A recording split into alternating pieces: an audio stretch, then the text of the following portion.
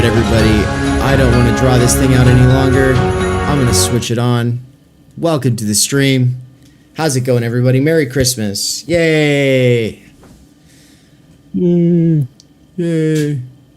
I've got Nance here. That's who just said yay. That's Nance, everybody. Hola. We were messing around with Restream, trying to get this to go live on Twitch, a place that I thought I would never return to. But I'm finally at the point where I'm like, yeah, I want to restream. I want to restream to YouTube, Twitch, and ultimately Rumble, if not even Facebook. Like, if I've got people in various places and they're just accustomed to going to those places, then I want to be able to restream to those places, you know? So we got Santa Claus in the chat. It's good to see you, man. We've got Ann in the chat. It's good to see you, Ann.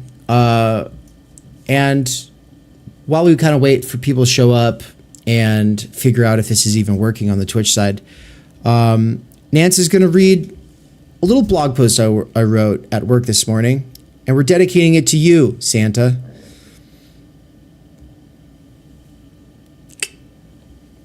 Hold on a second. Let me get this guy up. The website is not loading. This is horrible. Twitch is a piece of shit. So if you can't get into it, let me just share it to you through Google Docs really quick here. This is horrible. Here, let me... Yeah, I got it on my phone, but the website's not even loading. Yeah, so we've been having this whole conversation in the background about the bullshit going on with the website. So in the last year, Theory Underground has gone from an idea to a reality, but that reality is clunky and ungainly, cobbled together. I love it. I love it like I'm sure how I would love a child if that child was born with like a bunch of extra limbs and eyeballs and stuff. I'd still love it, but I'd be like, you know, I'd be like, but you'd be sad, really sad. Every time you looked at it, it would bother you. No, I would be happy in my living room with this kid and we'd have a great time. But then I'd be like, all right, here we go, Junior. We got to go outside. And then I'd be like holding its hand and we'd be walking through the store and I'd just be like, just don't pay attention to them, man. Just don't pay attention to them. Yeah, so people are mean. That's where Theory Underground's at. But I've been having conversations with people about making some changes. And so stay tuned for a whole new year of evolution. It'll either be a reformist sort of revolution or it's going to be like a burn it to the ground and build it back up kind of revolution. We're not sure yet. But I'm going to go over what's going to happen today. So I just was feeling the Christmas spirit and I thought I want to wear my Christmas sweater and hat and get Nance to wear a Christmas sweater and do something as a gift to you all. And so what it's going to be is reading my book to you all aloud. This is not just a author reading a book aloud kind of party though. I mean, you can go to a bookstore and see an actual author do a signing and they'll read a part of their book or whatever. That's cool. And that's part, you know, we did some of that on tour and plan on doing more of that when we go to Europe in May for the European leg of the book tour. But no, today we're actually recording the audiobook for Audible.com. Audible.com. And so thankfully I'm able to kind of just pause, you know, the recording, and then we can hang out and talk on stream and then unpause, keep reading, take another break. We'll see how far we get. But what's going to happen now is while I monkey around on this back end, try to figure out what's going on, if I can get it to work, Nance is going to read this little piece that we're dedicating to Santa Claus. Amazon as the fulfillment center of the Santa Claus Hyperstition.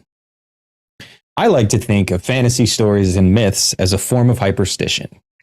Even before being introduced to the concept of hyperstition, I used to think about how strange it is that modern technology has actualized something that used to be the stuff of fantasy. For instance, an evil witch who has a mirror that can tell her she is the most beautiful person in the kingdom until she's not anymore.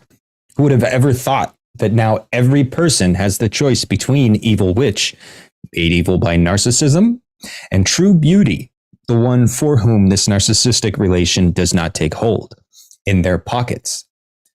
What is a smartphone but a magic mirror that can tell us we are beautiful, or, by comparing ourselves to others, that we are ugly?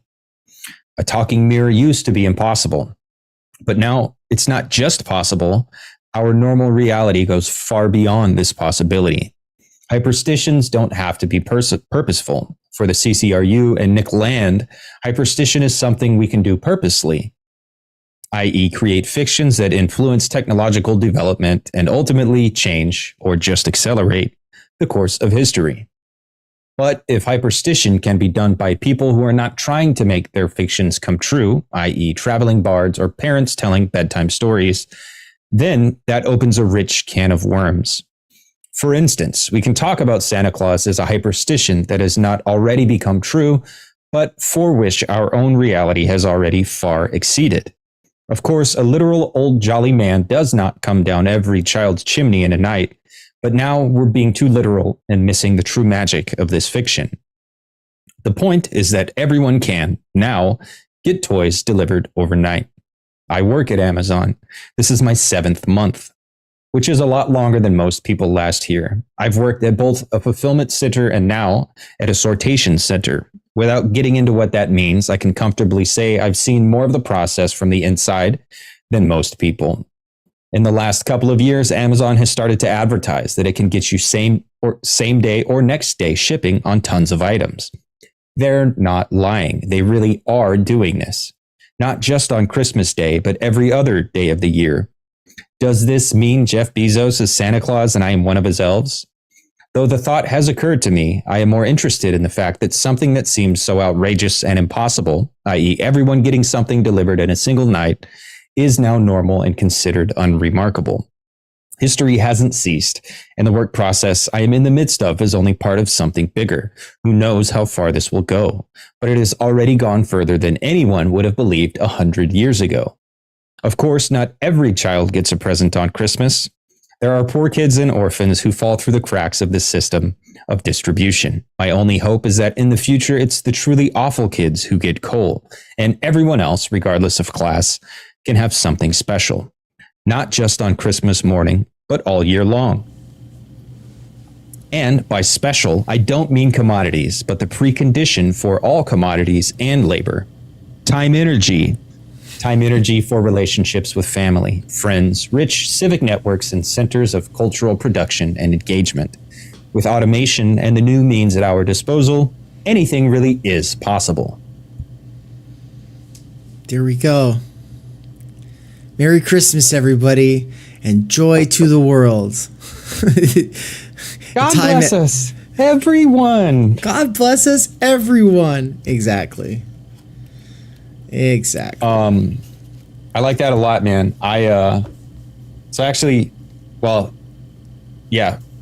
Real quick tangent. Last night I watched that movie that I had said, hey, there's a new movie I want to watch, and I watched it. Oh, it came out last night. Oh. Yeah, it came out. It sucked. It was not good. But I'm probably gonna watch it again. Wait, it's the new Star Wars ripoff? Yeah, the Rebel Moon. The new Zack Snyder wannabe Star Wars, wannabe Star Trek. I don't know. Anyway, for some reason, there's a scene in the movie where the Imperial starship lands on this farmer planet. And it's like the juxtaposition of like outer space, spaceship, and farmers, and like wheat and shit. And I love moments like that in fiction. That's why I love Star Wars, because that juxtaposition. Mm-hmm. But like something I do very often is I catch myself wishing I was born in the future, right? Because I want to travel stars and travel the galaxy, and I want a lightsaber and I want all these cool things. And when I feel that feeling, because it's more than just like oh, that'd be cool. It is like a listless desire. It really is like, Like some core part of me wishes I could be out among the stars. When I feel that, I catch myself and I tell myself, dude, just imagine people 500 years ago imagining what the future would be like. Like, I can get in my car and I can drive to Boise and it's like a 16-hour drive. Like, that's fucking amazing. That really, truly is amazing. Like 500 years ago, people would never leave their village. People would never leave their small little region. They were geographically locked. And I can write, and I have a phone that does all these things. Like, we are already living in the future. And I like to take myself there, because when I start to get all, oh gee, I wish I was a future boy. Like I'm like, no, you are a future boy. You don't recognize it because it's your environment in the McLuhan sense. I wish I was a future boy. You are a future boy. Yeah. Nance, you really are. Don't be sad. You really are. You really are the future boy. I promise you. I mean, you've got freaking, like, you've got like you've got the glasses. You got the computer glasses. I have the glasses. I do have the computer glasses. Yeah. You've got the smartwatch. I remember seeing some sci-fi shit and being like, it's plausible that we will have phones on our watches in like my lifetime. I remember thinking that, and then it became true, and I was like, I'm over it. I don't even care. I'm not even gonna get one. And I didn't get one. I still haven't. But I think about it sometimes, because at Amazon, I'm like, if I could play and pause and skip back 30 seconds and I could do that from my watch, that'd be probably pretty useful, especially if I had a bookmarking capability. But then there's all these different kinds, and they're not all the same, and I don't want to sit there and try them all out. And all I want is one function. I don't need all the other things. I definitely don't want the notifications. So it's like, I just want a tool. I want a simple tool for audiobooks. I want Audible, for real, to roll out something specific to, like, I want the Audible watch. It's only for audiobooks. And then I want it to work for other apps, not just Audible. I want to be able to use it on my VLC MP3 player. I want to be able to use it on podcasts. And of course, if they did roll out their own watch, would they really allow other apps to run on it? Platformism, right? Yeah, they'd be like, no, this is ours. It'd be proprietary. Yeah, there is a way, and you can do it with MP3s. I don't know if you can actually take a file from Audible and do it, but you can do it with MP3s on smartwatches. Store MP3s on your watch and use it that way, and it is cool. I got my first smartwatch, shit, dude, close to 10 years ago now. Because I was working, and I was like, oh yeah, it would be nice to have access to things, a little bit more freedom while I'm working, because I was always working all the time. And there is still utility in it, but I'm definitely beholden to, like, it's just another piece of technology in my life now. Like, I get emails on my wrist, I get text messages on my wrist. Like, I have to manually silence everything. Which isn't that hard, but it's just another mediating thing in my life that I don't need, but I am dependent on. Do you feel dependent on the smartwatch? I don't feel dependent on it, but it's definitely like it's part of it's part of my environment, right? Like I'm not dependent on it, but like not the way you feel with it's not the way you feel with your smartphone itself, though. Not at all. Yeah. Okay. Like I'll take my watch off, and for the first 30 minutes, it's like, oh, that's weird. But after that, I'm back to normal. If try to go an hour without your phone, people, I dare you. I'm not saying you can't do it. Like it can be done. And I've been practicing doing it more and more, but it's difficult. Well, and I want to encourage everyone to try that after the stream is over. Don't try to go without your phone right now. Nance, don't put the bad ideas okay, later. Yeah. Look, I guess I'll watch the VOD later. I want to know a few things. I want to know how many of you all love Christmas. I want to know how many of you hate Christmas. I want to know how many of you have loved Christmas and now hate Christmas, or vice versa. Let me know in the chat. And also, it's going to stall out for a second and you won't be able to see anything coming through. Don't leave. If you leave, I'll come to your house. I'll come down your chimney and I'll Satan Claus instead of Santa Claus. I'll steal all your presents. Yeah. So it's going to stall out for a second. I have to fix the settings because it's not working on the Twitch side, apparently. Except suddenly I have one viewer on the Twitch side. So maybe it is working. That might be me. Is it working on your Twitch side? No. Okay. It said you're live, but there's no feed. Okay. I think I found a solution on Reddit. It said that I'm streaming at 10,000 kbps or whatever, and I got to bring that down to 6. So be right back. I know it's so stupid that YouTube doesn't, or that OBS doesn't let me fix this while we're live, but just hang on, folks. And if you just popped into the chat, or you just came into the stream, drag it back a little bit and play forward at 1.5 speed. By the time you catch up, we'll be back. Boom, and we're back. That didn't take long at all. All right, so for the people just joining, as well as the people on Twitch who did not catch the very beginning of the stream because there was a technical issue, Merry Christmas, Happy New Year. This is the stream before I take some time off for the holidays to just spend with family. And I'm going to be opening some presents that people got me off of my wish list. I know that's crazy. I didn't actually really, I kind of was just like, what if, you know, because I was looking at all these things that I thought I needed or that I felt like would be somehow cool, but I couldn't really justify purchasing. And I was like, what if I just put those onto an Amazon wish list and then share that in the description on my videos? And oh boy, did people get me things. Now, I'm not saying it's a lot of people. I'm not saying I got a ton of gifts, but I got a couple of things that I've really wanted for a while. Like I've really, really wanted, but I could not justify purchasing for myself. And the people who bought me those things have been like around for a while. They're fellow travelers. I'll shout them out by first name because I don't really know how much anonymity they want to retain in this situation or not. But I'll end up pausing to go over those gifts later with Nance.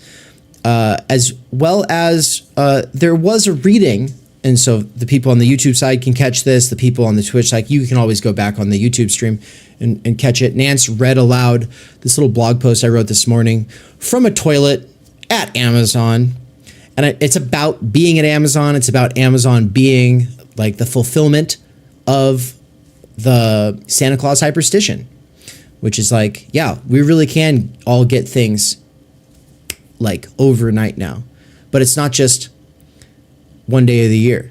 We have so far exceeded Santa Claus that it's every freaking night. Yeah. Yeah, like, and we take it for granted, and it is a horrible, bad thing for so many reasons, but it also is a marvel. It's a miracle. Like, okay, the main reason it's horrible is that I have to wake up at 3 a.m. to get to work, or at the previous fulfillment center, I had to work all night long. If I didn't have to do that and everyone else did, I guess I wouldn't care, and I would just get lots of presents in the mail every day, and I would just feel happy all the time. But instead, I have to do everything, and you all get to benefit from it, and so that's why I hate it. Dude, when I was still drinking heavily, like probably at my lowest point, I would get blackout drunk, which I got drunk all the time, but I would like constantly just get random packages, random Amazon packages. Ramazon. I had no idea. Ramazon. But like so apparently when I was drunk and depressed, I would just go Amazon shopping and have no recollection of what I bought, but I would wake up and not wake up and there's literally a box. I would come home from work and there were Amazon packages at the doorstep almost every day for like a solid, like a month and a half period before I was like, I can't keep doing this. I have to stop. Dude, that is... But it was like overnight delivery of like random shit, blankets, socks, spoons. Like I don't. It was. That sounds shocking. that sounds like a Bukowski book, you know? Like that just sounds like a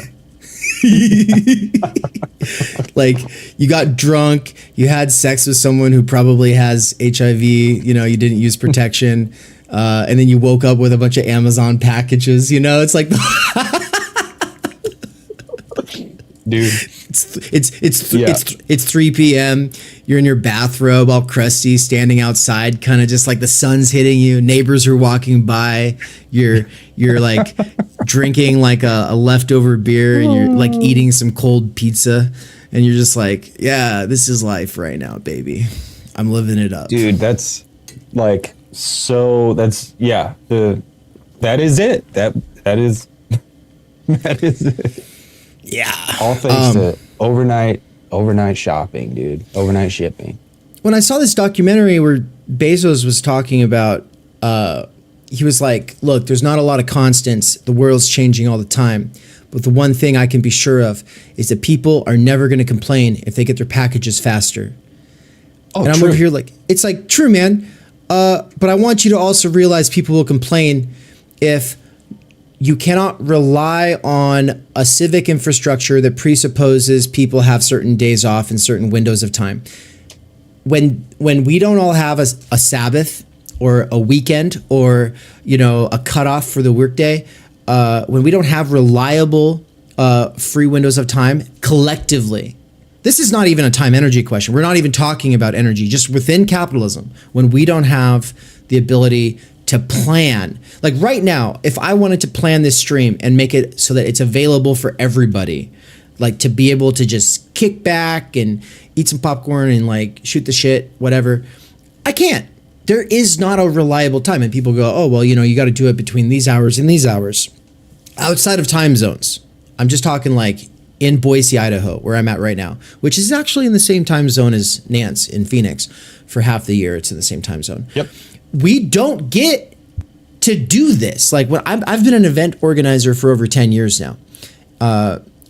There's just not as I'm saying, these presuppositions necessary for the kind of organizing that is necessary for rich civic infrastructure, right? Like, so when you're like, oh, I can't go do things, there's no real like third spaces to go do stuff. Yeah, this is part of the reason, you know? Yeah, and we're like another reason, like your facetious little, it's only bad because it's you know, it's me doing the work. Another reason it is bad that we're habituated to this overnight shipping is like our behavior dictates the way our spaces are designed. And when everyone is just in their house all the time, read some Virilio. It like if you I don't know, don't have a grasp on like what the average everyday person's daily life looks like, just go read Virilio. He was telling us back in the 1980s and the 90s. But when that is life, all our spaces are designed for that. So we have people who just stay inside all the time and they're like, our cities are decaying and not like physically decaying, but like the rich life that should spring out of like interrelations and connections between thousands and even millions of people, those have all died away because I have 6 next door neighbors. The way my house is, I have 6 next door neighbors, and there's 2 that I'm like friendly with when I see. There's only one of the 6 that I actually like have ever spoken with out of my 6 next door neighbors. I've been living in this house for 3 years. Like, I remember being a kid, knowing everyone on my street to, you know, a more or lesser degree, but still like, oh, that's Jim, that's Todd, that's Bill, that's like you had relationships with other human beings. Now we don't. And we don't as adults, but our children don't, and our future children and their children. Like, this is not to be alarmist, because I'm definitely not an alarmist, but it is changing us. Mm-hmm. And just all of it is kind of wrapped up in this movement toward productive consumption. Right. Production and productive consumption. Like it's not just consumption that you're doing, because when you're consuming, you're not just consuming it, in a vacuum. Your consumption is actually productive for the machine. So there is this positive feedback loop. Michael says in the chat, that's acceleration, baby. He said that earlier, but right. Again, that's acceleration. Like that's what is happening. Yeah, what's being accelerated though? And so it's like we're actually pro acceleration in a sort of sense. We're about embracing the struggle and the grind and the instrumentalization and all of these things that we're not supposed to be for, right? If you don't like the way that instrumentalization and the grind set currently functions, you're supposed to be like, we should just all like sit under trees and be like the Buddha, you know? And it's like, cool guys, you know, I don't need an unrealistic expectation right now. What I need is something that can work with reality. And so right now it's like David Goggins. I was making a joke earlier because when I'm exhausted, it's David Groggins. You know, I'm groggy as fuck, you know?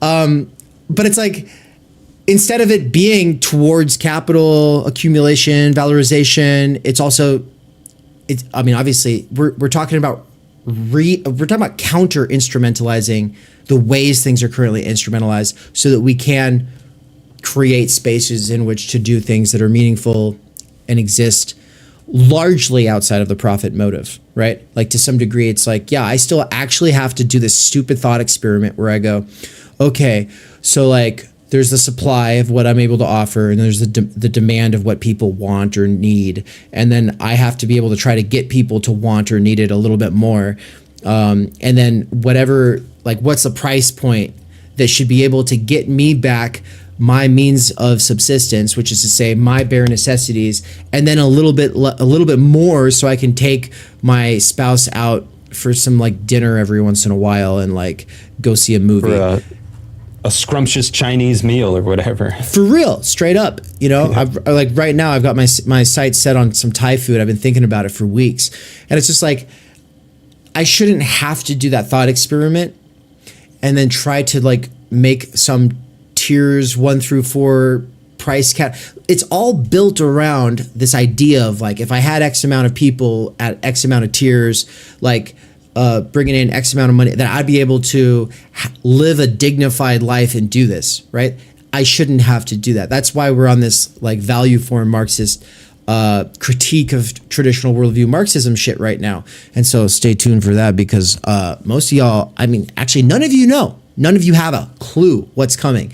But we'll tell you right now. Basically, we read Michael Heinrich's an introduction to the 3 volumes of Karl Marx's Capital. This is like my second or third time reading it, but it's like the first time that a lot of it clicked. And we read it over stream, and it's just part of our Capital Mondays series. And so it took 3 Mondays to read it all the way through. That's all been released to the channel, I think, at this point. Is that all up? Yeah, all of Heinrich is up now. Okay, cool. And then the next one is going to be the first half of reading Capital Chapter 1, right? Then we read the second half, and then we decided. What did we decide? Tell them, Nance. We decided. So Chapter 1 of Capital is probably the most read chapter of Capital, but it's also it's very complicated because Marx is trying to lay out what he's doing. So he's bringing us all into the foyer and explaining what's going on. So there is a lot in Chapter 1. So it makes sense that there are multiple books written about Chapter 1 alone. So we read Chapter 1, and then we decided let's spend the next, I think it was 2.5 months going over Fred Mosley's Marxist theory of value, and then going back to Heinrich for his How to Read Capital. And then we're going to go to Thomas Nail's Marx in Motion. All 3 of these books are just about Chapter 1 of Capital. Mm-hmm. And then we're going to go back to Capital itself, let Marx do the speaking, and read chapter 1 over again. So for the next, I think it was two months or 2.5 months, we mapped it out. We're going to stay in chapter 1 instead of moving on, because we're not ready to leave chapter 1 yet. We have big questions still. And it's also planting the seeds for a lot of good questions that hopefully we'll be able to bring to some of these writers who are still alive today, some of these thinkers. And some of them we've already spoken with, but some, like, I want to bring it to Daniel Tutt and kind of hold his feet to the fire. Because I believe, well, I didn't ask. I told Tutt what we're doing, right?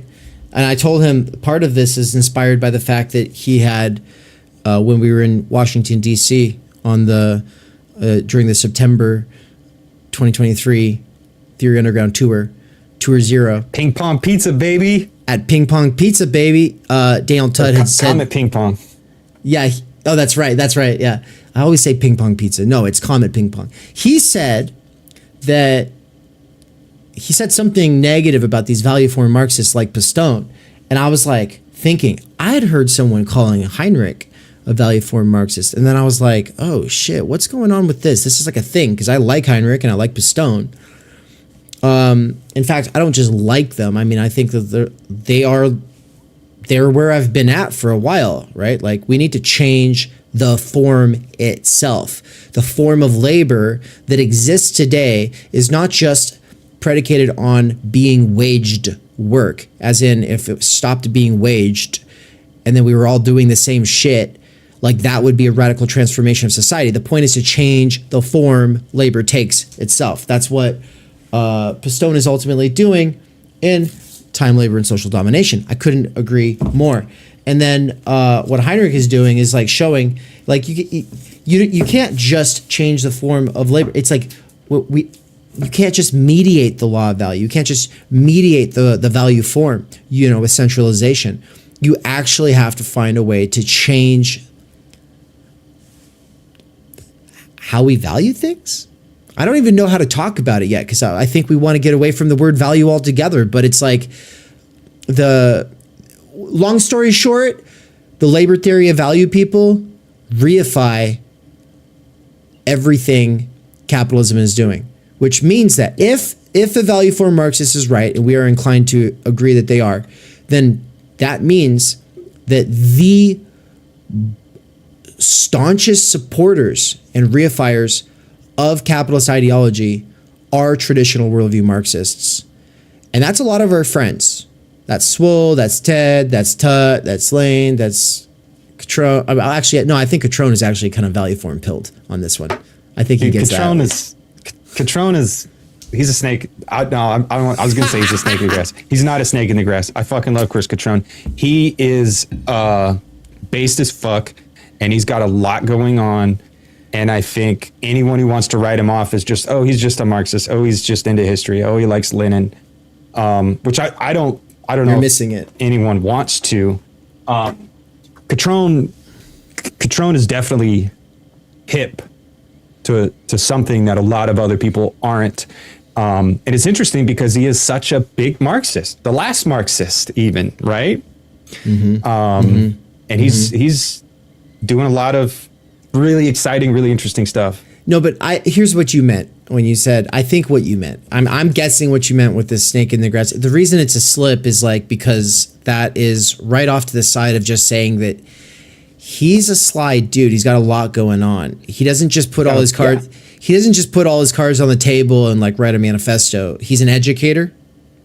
Yes. Right. And I think that's where I get him. I think in a way that, like, for instance, his like "Why Not Trump" article that got so much hatred and vitriol from people that are like, oh, it's fucked up. It's just like, if you read it, if you really read it, like, it's not saying what you think it's saying. He's doing something as an educator. He's trying to provoke you to think for yourself. And that's what Platypus has always done. And the people are like, oh, it's just this thing, whatever. It's just this post-left thing or whatever. It's not. Theory Underground is a lot more likely to fall into that category. For sure. But we love Kanon. All right. Let's read a couple things from chat. Then we're going to roll the PSA and then we'll get to the reading. So, Solowski said linens and things. I just wanted to say yes. As Nan said, so many linens. That is all that I really remember from chapter 1 of Capital. It's just like linens, cotton into linen. It's like 20 yards. And then you got there's like an equal sign, and then there's like things get moved around, and that's Capital, dude, baby. I just realized Angles slipped all that shit in because he was like a textile manufacturer, and he really wanted people to like linens, so they would buy his linens. Dude, he was like Marx. No, it can't be copper. It cannot be copper and wire. We cannot have copper and wire. We need it to be cotton and linen. We're going to make so much money. I mean, reading it made me want to get 20 yards of linen that I can hang on the wall in here just so I can show off how much I read Capital, you know? It's just like, how cool would it be to have like 20 yards of linen hanging on the right side of the wall, and then on the left side of the wall you've got a bunch of cotton, and then you have like a neon equal sign. Yeah, it's like, yeah, that's how you know. Jesus. We know. And and then when people come in, if they ask what that is, we ban them from the channel. Yep. Oh, that's they the don't know. Test. You're not cool. If you don't get this dumb meme, you're fucking not cool enough. The litmus test is the linen test. Nesser says, I was just thinking the same. Subscription-based food delivery is definitely on the way soon. No, I mean, I'm hearing liberals and conservatives in my life say the same thing. Oh, you got to check out this like food delivery thing. It gets you a real meal, blah, blah, blah. Yeah, dude, it's definitely, hey, you can hate it. You can love it. You can accept it as reality. I've accepted it as reality, but I can't afford it. I literally just can't afford this. But you know what I could probably do is like set up the subscription thing and be like, hey, if somebody wants to buy me a subscription plan with this food, like go for it. And someone will. Because that's the thing is like a person who doesn't want to be a subscriber might want to be a patron. A person who doesn't want to be a subscriber or a patron might want to do a one-off donation. People who don't want to do either of those three things might want to buy me a present off of this gift wish list, which I do have a few that we'll be going over later. And it's like, that's crazy. It's like that makes me go, so do I also need a Patreon and a Ko-Fi or whatever? So that, because there's just certain people and they like to give in certain ways. And it's like, you got to catch them all, baby. You know, I think as much as I love that. I think it's 21st century mutual aid in a way. I think it's great. I also think kind of really articulating money realism is like part of overcoming whatever blocks or whatever habitus or whatever it is that causes people to think, oh no, this is the way I can be most helpful. When in reality, you know what is most helpful for you. I don't know. I think that's like a long-term thing that needs to be teased out. I'm going to read this comment. FCJJCF says, it's either complete obliteration of the physical existence of the human world through contamination and war, or the obliteration of human subjectivity becoming android-like creatures serving the matrix of power in a totally centralized neo-feudalism global corporate government governance. Yeah, dude. That's what we're talking about. But the thing is it's not an either or. We get to have them both, you know? Solowski says, Kanon schools Lane's worldview stuff a lot. It's funny, and Doug tries to learn, which is nice to see. If only he tried to learn from us, man. No, I'm just kidding. Yeah, I love that little bromance. I think it's really cool that they are doing things together. But we do dunk on this this Lane approach. You know, I know we're supposed to, dude, like, because he said time energy is just labor time. Like, it's not true. That is like the perfect example of a worldview Marxist reifying everything bad. The absolute kernel of the absolute worst effects of Capital. And I love Capital. I love lots of things about Capital, but that's the worst thing about Capital is what it does to our time energy. And he's out here just like reifying it. It's interesting to me because Doug is, he's like, no, like the commodity form is bad. Like he's onto that. And it's like, okay, yeah. And he's very strong in that position. Like his books, Bash Revolution. It's a science fiction novel. It's pretty good. I've read it. If anyone hasn't read it and you're looking for a quick science fiction book to read, go read Bash Revolution by Doug Lane. But like that whole book is about this problem, the commodity form itself. So it's so weird that Doug is so strongly aware of the fact that the commodity form is a problem, but he's so behind the eight ball when it comes to ontologizing value itself and labor time. But it leaves room open. Like I do think, okay, Doug is already aware of some of these problems.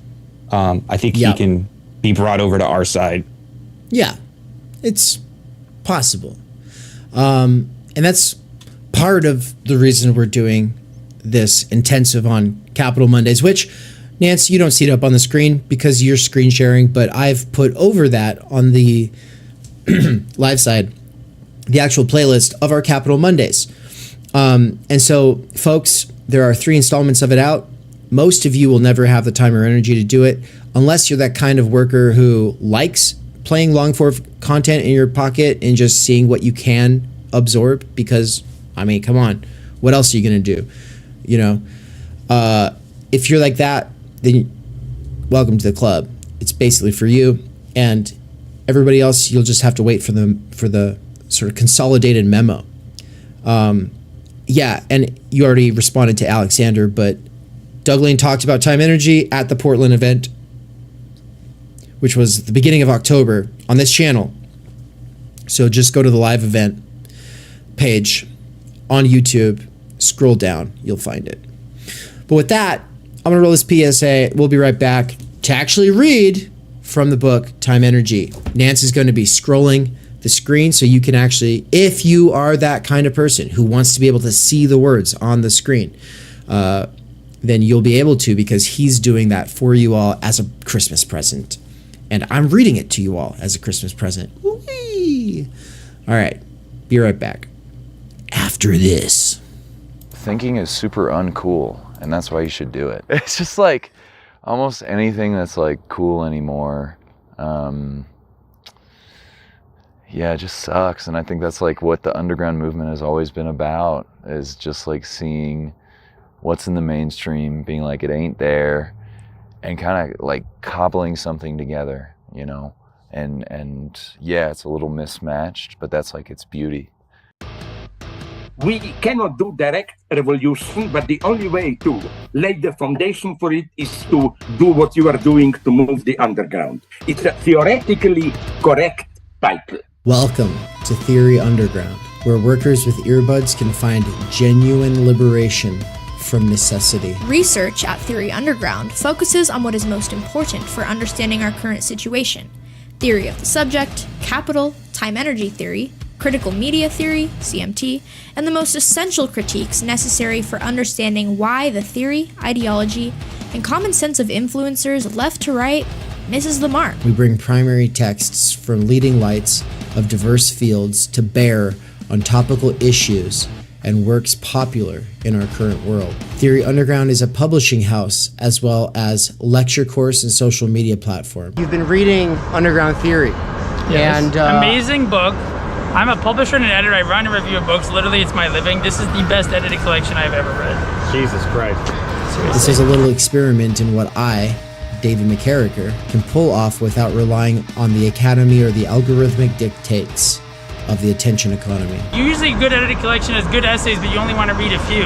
Every essay makes me want to read the other essays because you have a vision. Everyone that you invited for a reason. You weren't some fake publicist. It's like, how so-and-so's a new book, have them on your show. No, you only talk to people because you've read shit by them, that you've thought about, that you think has value, even if you disagree. So I think that's what's amazing. I believe that I am, like so many others, pioneering a future in which educators can form learning webs that will make learning as a way of life enjoyable and emancipatory. However, before these tools become accessible, they have to be experimented with. That's why I built my own website and app using nothing more than my own saved wages, 5 patrons, and some small classes of students over the last year. Of course, I also have had my wife Anne's moral support and help with accounting so that I don't get in trouble with the IRS or whatever. In less than a year, Theory Underground has already put out 8 courses, 2 books, one, my book, Time Energy, and the other, Underground Theory, which has over 30 contributors, including works written by students at Theory Underground, some of my fellow travelers, and colleagues in the broader universe of underground theory. Beyond the books and courses, though, you will also find interviews, reading exegetical reaction sessions, and live weekly events for working class autodidacts, independent researchers, and renegade academics. These include a variety of clubs and cohorts that meet on a weekly or monthly basis. If you want to get involved, there are 4 main subscription levels. Think of it like a gym membership, but for your mind. The point is to make learning, practice, and theoretical comprehension a way of life. Support at this stage of the operation is more crucial than ever because my savings were used up over the last year of getting this established. If I can triple my subscribers in the next 2 months, I can quit my gig at Amazon and focus on this work full time. All I need is a few more people at each of the levels or a couple big time patrons who just want to see it happen. Right now I am doing a patron and site subscriber drive, so excuse the commercial. But if you end up really liking what goes on at this channel, consider signing up soon. If you cannot afford it, but want to get involved with some of the stuff behind the paywall, I have made a financial aid scholarship you can sign up for here in the description. Quick side note, some people ask about the profit motive. At this point, I have not actually made a return on any of my investment in terms of the amount of time energy that I put into things, the amount of savings I've actually put into things, the opportunity cost of the work that I'm doing as opposed to the other kinds of things that I could be doing for money. But more importantly, I don't actually make enough to pay for my cost of living. The goal is to make enough for my cost of living, and then once that is achieved, everything over that amount is going to go towards expanding the operation to the point where I can hire Michael Downs, aka Mikey of The Dangerous Maybe, to be a full-time researcher and part-time teacher at Theory Underground. All right, so with that aside, I just want to say also, if you are a worker with earbuds, what's up? I see you. I work at Amazon part-time and everything I do is for my past self who used to work there full-time. Most workers with earbuds couldn't care less about theory, but I do believe a working class intellectual revolution could grow out of the underground theory scene. My hope is that what I have built here will contribute to making the scene something more than just a scene, and you into something more than just a scene kid. We're trying to make this into a real intellectual milieu capable of leading a way forward beyond the imminent crises facing humanity. But for that, we need thinking now more than ever. Start thinking. I hope that you either will or have enjoyed the program, and also make sure to like, comment, subscribe, and leave this playing in the background all the time while you're doing other things. Playing long-form Theory Underground content in the background while you do things has, in the near future, been scientifically proven to emancipate minds from the functional illiteracy imposed on workers by the structural stultification of time energy. This is achieved by reterritorializing circumspective concern. Also, to some degree, it is for the algorithm. Think of it like a gym membership, but for your mind! So, and we're back, baby. What's up, everybody? How's it going? How's it going? Was anybody seeing that PSA for the first time? I put a lot of work into that, baby. Really, it took like 3 days of my life, just like sitting by a computer, feeling crusty and all like, just working away, you know, the way you feel when you've been on a computer too long. But Yeah, weird and salty. Like you're calcifying. Yeah, exactly. So we have an hour before I got to go to Jiu Jitsu, so we're gonna get to it. I'm opening the book to the dedication page. Nance, if you want to scroll down, I'm going to start the recording here. So I'm just using Audacity, folks. You can see it right here. Audacity. That's some good free open source software for you. Click record. Dedication. To everyone whose lives have been robbed of quality, relationships, talents, and callings neglected, because civilizations throughout history have seen our time energy as nothing outside of its reduction to labor power. And then I'm just going to start a new Audacity file for every one of these, so that it's basically ready to export and go, right? By the way, we got like a lot of people watching right now, so it's great to have you all. Most of the people are on the YouTube side, but we got people on the Twitch side as well. So hello, Twitch people. I haven't been here for a long time. It's been 3 years since I've streamed to Twitch, so good to be back. Publisher statement. Publisher statement. Few of us have anything in common these days outside of a common knowledge that there is no future in existing institutions, movements, or the ideologies that rationalize them. Never before has it been so important that we think and interrogate the situation we are in anew. Nobody has the answer, yet there is this idea that if you say the wrong thing, you might have to live with it the rest of your life, or that it could obstruct your opportunities for upward mobility. Professors, activists, and media personalities feel this pressure every day, but so do regular workers who are, for all practical purposes, barred from public life anyway.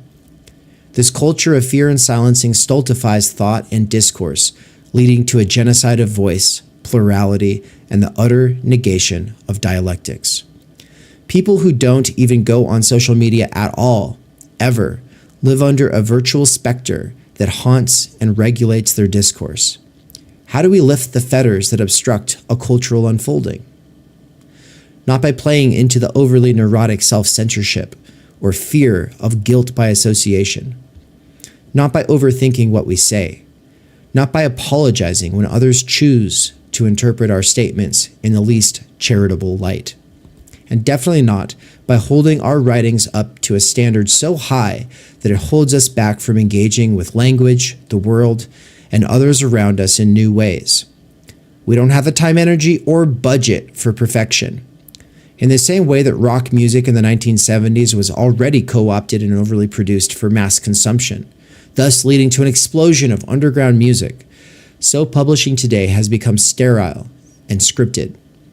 In English classes, or whatever language was native in your upbringing, we are taught form over substance, grammar over ideas, definitions instead of concepts. In the same way that such a great percentage of the population is schooled to hate mathematics, a perhaps proportionate percentage of us learn to fear writing. We're too worried that others will spot a mistake. This is why, in theory circles, people keep their cards hidden, alluding to what one knows rather than putting their cards on the table and trying to genuinely think in dialogue with others. This is the opposite of language learning spaces, where everyone knows they are always learning and that failure is part of the process of learning in any genuinely educational space. This is why Theory Underground puts its multilingualism social clubs front and center. By immersing ourselves in the deep end of other languages, getting lost in the unknown, and failing together, we accustom ourselves to the necessary conditions of learning itself. Trial and error can be fun once you realize you and everyone else is always already wrong in some way, especially if you realize there's nothing really to lose and people who matter are going to love you anyways, warts and all. Of course, this can be overdone. We don't want to waste precious time energy reading incoherent or half-baked thoughts thrown together in manic furies passing itself off as genius. That is why we still have a weekly writer's workshop component at the Theory Underground Live Hub events. But the emphasis is on substance, not form. Beyond the question of whether your point is getting across, We aim to hold ourselves to higher standards than the average state university. We try to model learning as a way of life, which requires becoming comfortable with failing and learning as you go.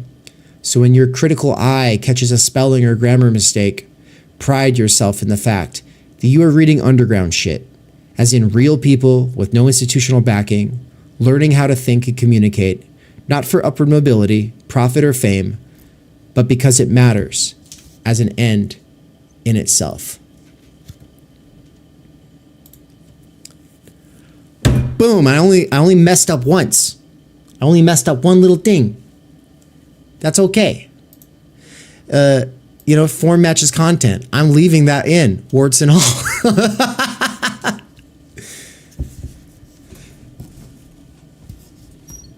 I'm stealing succulent Chinese meals arrive from the future for the title of an essay. Dude. Yeah. Do you know that meme? Succulent Chinese meals? Yeah. Your hand on my penis, that Australian that guy? No. All right. So there's a video that's been on the internet forever, and that's like the catchphrase. Okay. But I think that's beautiful, and I'm going to use that. Succulent neo-Chinese meals arriving from the future. That's forthcoming essay. Hey, I want to know how many of you on Twitch or YouTube have actually read or heard that publisher statement before. Was that your first time? It's going to take a while. It's probably going to take hearing it multiple times, reading it multiple times, for several parts of it to really sink in and click, right? But I am curious if that was your first time. Let's go for the note on style section. Note on style. Dear reader, this work is neither academic nor popular. It is underground. That means I will not try to humor a detached or passive audience who resorts to knee-jerk problematizing or cheap excuses to dismiss it. I'm even assuming a certain level of charitability on your part. I am first and foremost working out my thoughts for myself and a handful of others who share common concerns. My goal is not to confirm biases. If this was true, it would have been a lot easier to write. Nor have I developed this theory outside of conversations with a wide variety of people from different backgrounds and levels of experience. The point is simply this. For the length of a book, I aim to develop the concept of time energy in a way that is neither academic nor popular. To people who prefer jargonistic and heavily sourced academic writing, it will seem popular, whereas to people who only read popular nonfiction, this will seem overly academic. In the latter case, this is because the language will at times reflect the author's background in the world of theory. Like that last sentence, referring to myself in the third person, turns to stare directly into the camera and says, "I'm sorry about that. It's a habit." Oh my God, I didn't realize I was going to really do it. Another example of odd habits. Sometimes sentences will be structured in a way that might feel wrong. Different people have their opinions on what feels right or wrong, and even editors tend to disagree here or there. My dad, while reading my first book, told me I don't need to use big words to impress people. The fact is, it would be harder not to use them, thus taking longer to write. Even then, I tend to explain what I'm saying and eventually unpack the meanings of words you might not be familiar with, which is more than most theory writers can say. With that said, I want to raise a provocation. Considering the fact that we live in a hyper-distracted and anxious post-literate world where people are functionally incapable of interpreting texts from a wide variety of angles, much less of thinking of self and world with rich and useful concepts from the history of ideas, shouldn't we be critical of whatever judgments come to our minds concerning the use of big words? How are we to ever counter the tendencies of structural stultification and its functional illiteracy if not by using non-standard words and opening up our minds to attempts by others to put them into operation? Doing so is itself a form of praxis. You lose the vocabulary you don't use. Having nothing to prove, the real reason that I may at times sound wordy is simply because all of my attention at work, most of this was written when I was still working in an Amazon warehouse last year, is given to audiobooks where the language and style often deviates from the norms of technical writing so many are accustomed to today. I believe that cultivating one's mind requires exposure to and struggle with a wide variety of languages, dialects, and styles. Those who would have everyone submit to some standardized norm, whether it be academic, business technical, or popular bestseller, are stifling voice and viewpoint plurality, which is obvious to anyone who gets to spend quality time reading authors across the reaches of historical time. Even when you do not love it, bear with me. Understanding needs to, in part, grasp the spirit of what is being said without getting stuck in the grammar or style, which are too often used as superficial reasons for the dismissal of ideas or thinkers. P.S. In my first book, Waypoint, I gave myself 5 years to write a public book directed to all the adults in my life. It is one thing to write for people who are also kind of already in one or some of my wheelhouses, and another to write to an audience of people who have no background in the world of philosophy and theory. Well, I've realized quite a few of my friends who aren't into theory are going to read this work anyway. So to you, dear non-theory obsessive readers, I look forward to hearing your thoughts. Your feedback will help me figure out how to write a book on time energy that is more accessible. And then at the bottom of the page, in italics, it says, by the way, this symbol, and there's like a little carrot pointing up at the symbol, this symbol that you will see throughout the book is the symbol for time energy. It is a lowercase e with a line striking through it. This is to represent a unified E plus T in the same way that time energy signifies a unified whole of time energy before its abstraction into separated time and energy. Boom! Got it!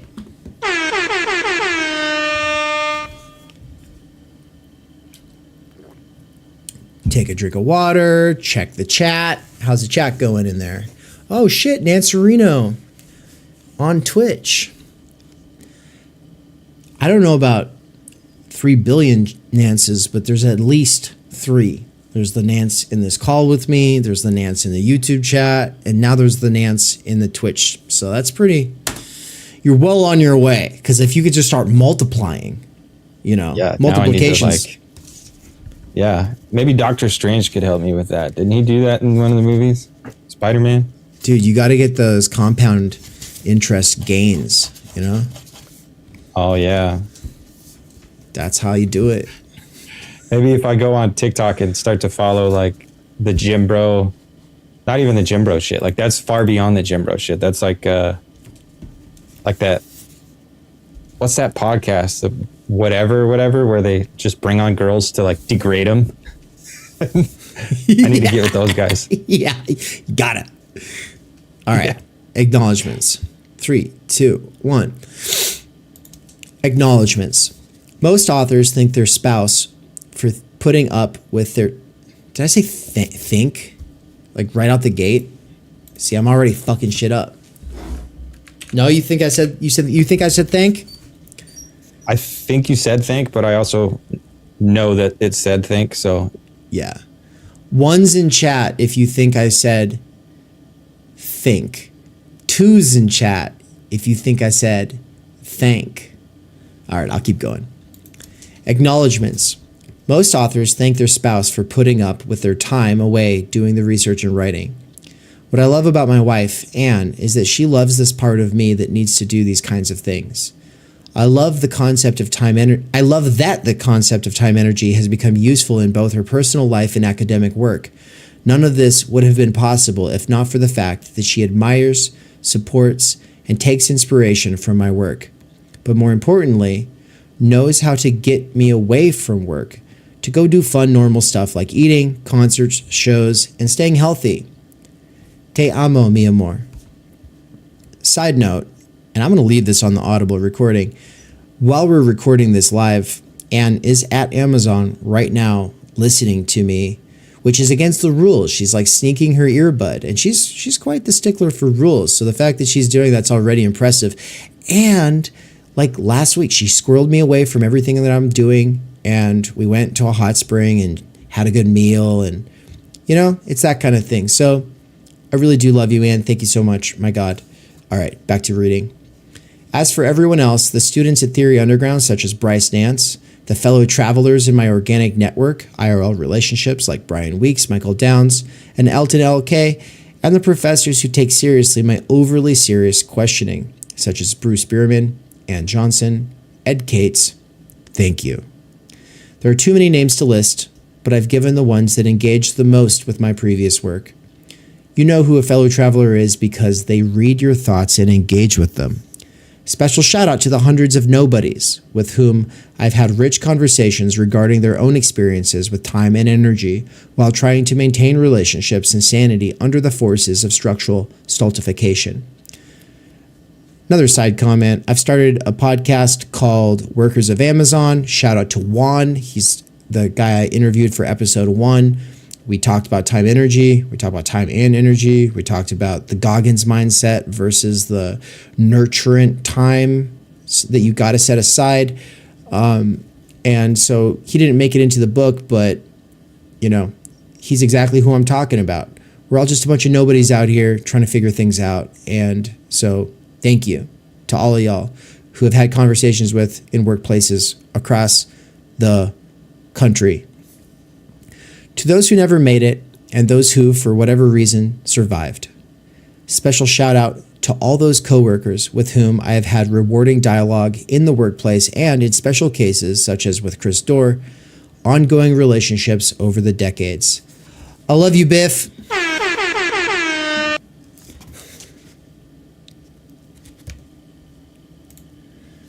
Can I leave that in on the Audible? I think I can.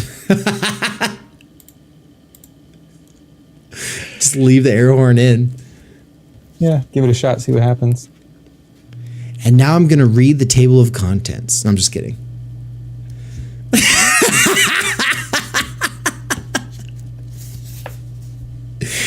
I scrolled back up like you were about to, though. Like I was like, oh shit, I went too far. Yeah, I mean, I play the robot reader reading the. You learn things when you give a table of contents a quick peep. All right. I'm going to read chapter 1, open a couple gifts, and then see if I can get chapter 2 in before I've got to leave. So here we go. Chapter 1, Exhaustion is the spirit of our age.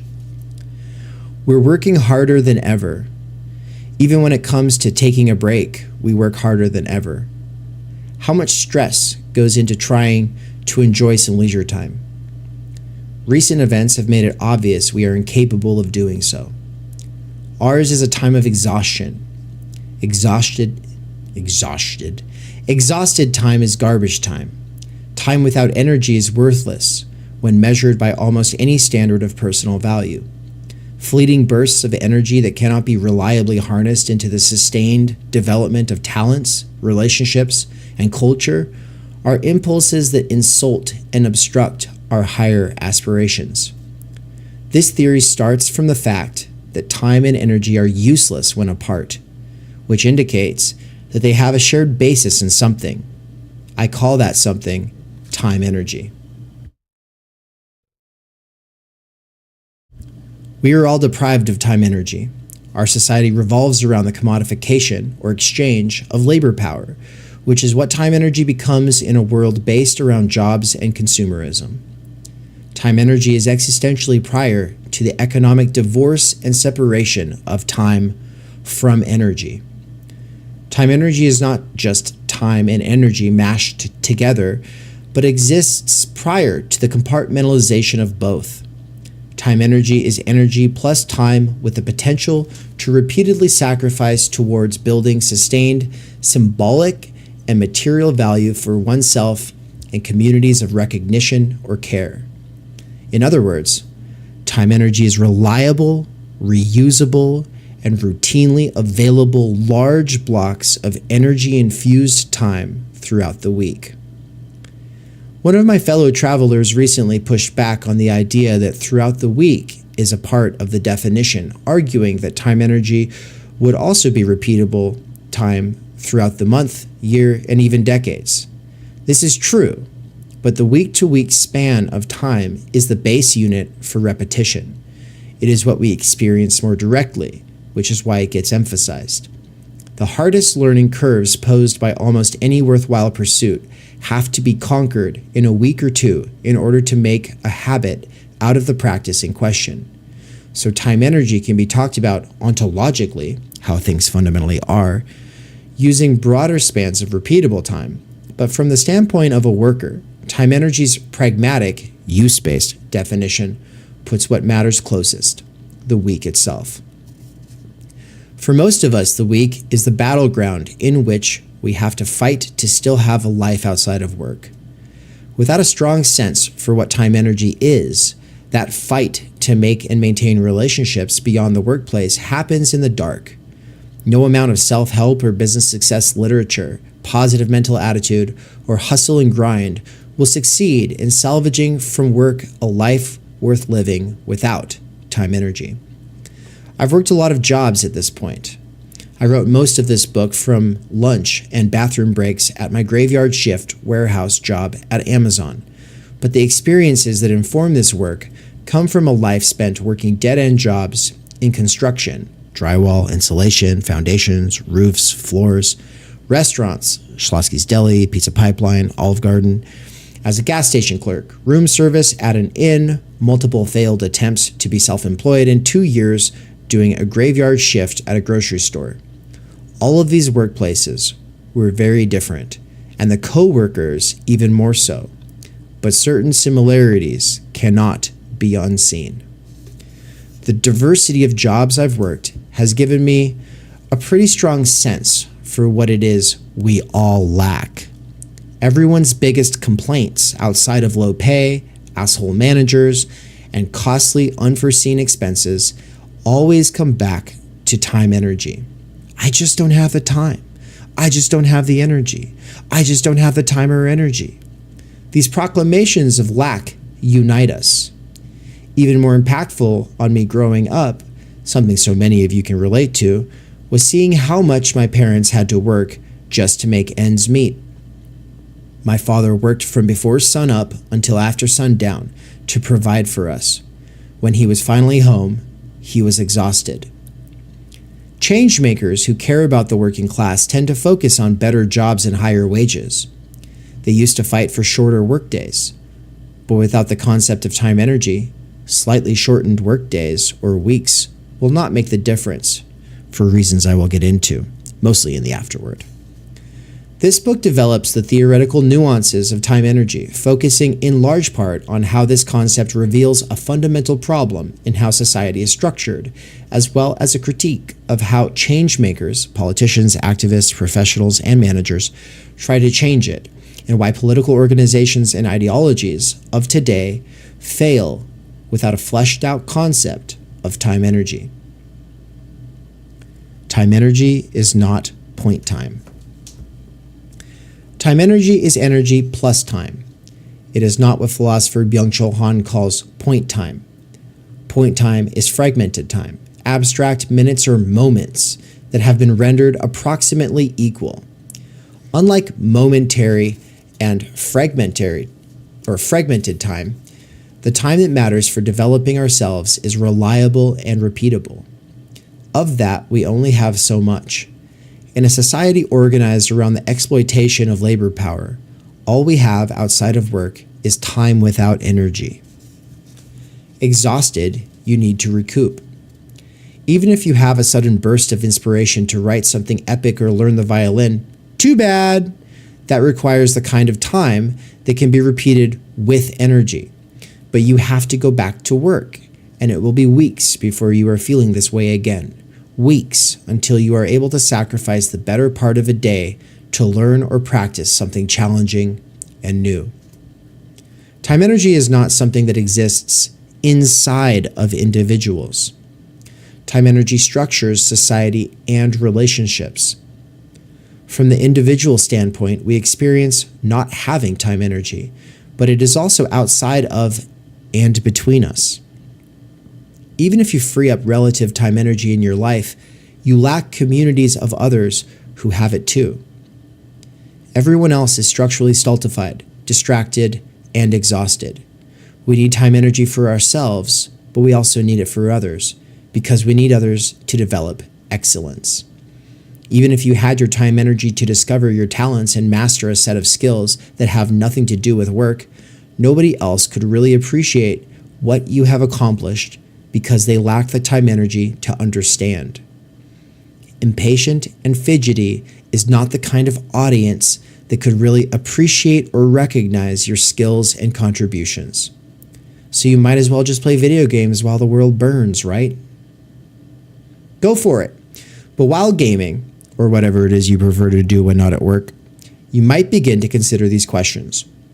What if society was organized around having time energy for the development of talents, for the maintenance of relationships with loved ones? What if beyond work for the sake of work, we were able to develop ourselves and culture around passion projects irreducible to survival, hustle, and profit? These questions have implications that cannot be understood without further analysis or theoretical development. The stakes of these questions are raised by a basic survey of friendships and mental health in the 21st century. 1 in 4 millennials claims to have no friends, and Generation Z is being called the loneliest generation. Simultaneously, we are in the midst of a mounting mental health crisis.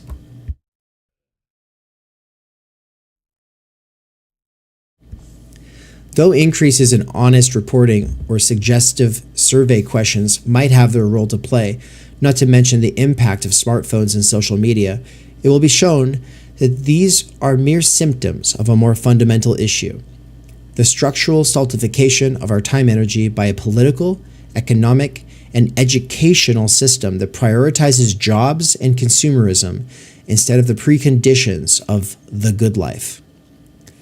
A friend said structural stultification is too jargon sounding for working people. I think his opinion of working people like us is too low. Obviously, some workers will seek any excuse to dismiss something on the grounds that it is new or difficult. But most of us want to learn, if we only had the time energy. Being structurally stultified of time energy is why there is an aversion, what I call time energy fragility in Chapter 3, to learning itself. The fact is, if I just said that having no time energy makes us all retarded, that would not just be offensive to many, but it also lacks the technical clarity brought by the word stultification. Google defines it as either 1, cause to lose enthusiasm and initiative, especially as a result of a tedious or restrictive routine, or 2, cause someone to appear foolish or absurd.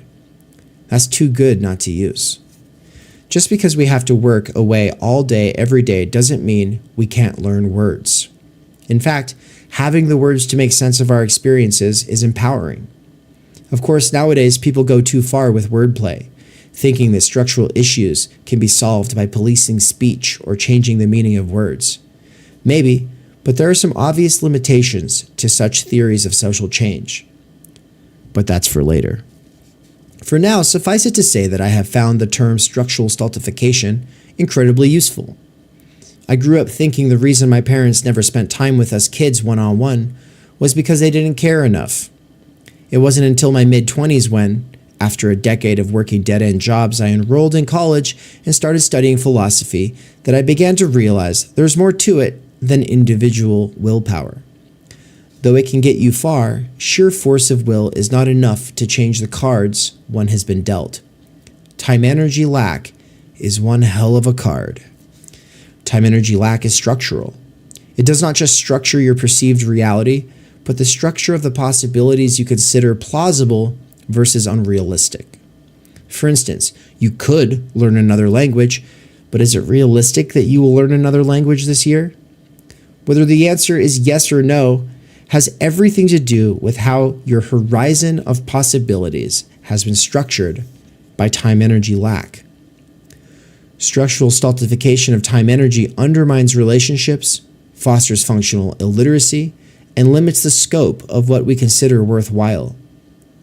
In a way, the development of time energy theory comes from real-world struggles, theory, and trying to make sense of dysfunction in a way that does not just blame the victims of structural stultification.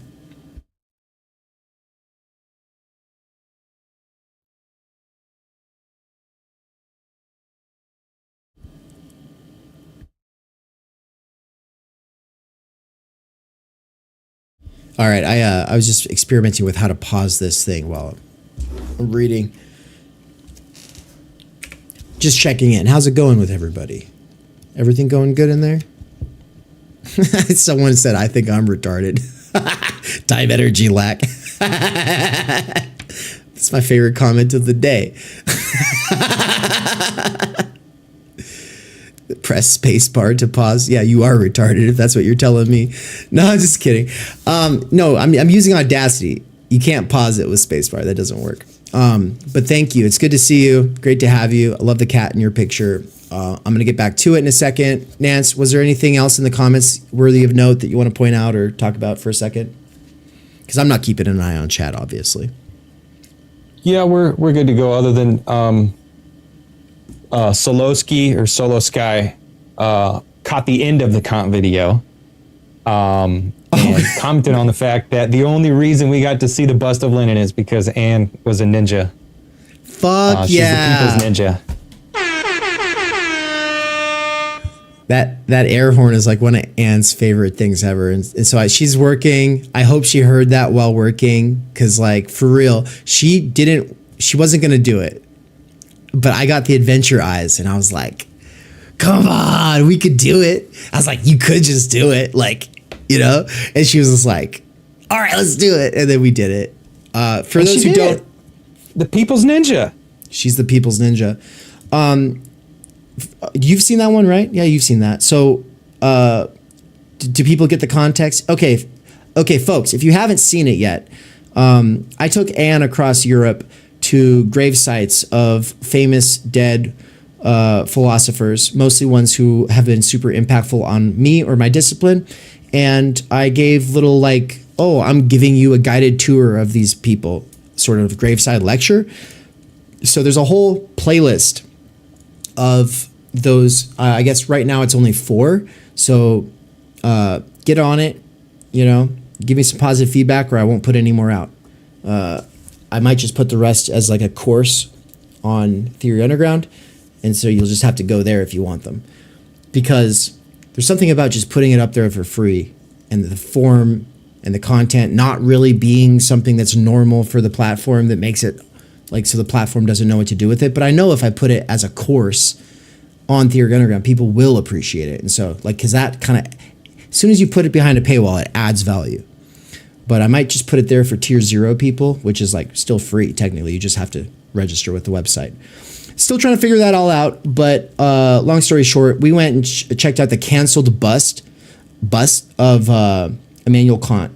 He got his head cut off by some protesters because he was apparently racist. And I say why he was apparently pretty racist in the video. But then I also talk about why he's important.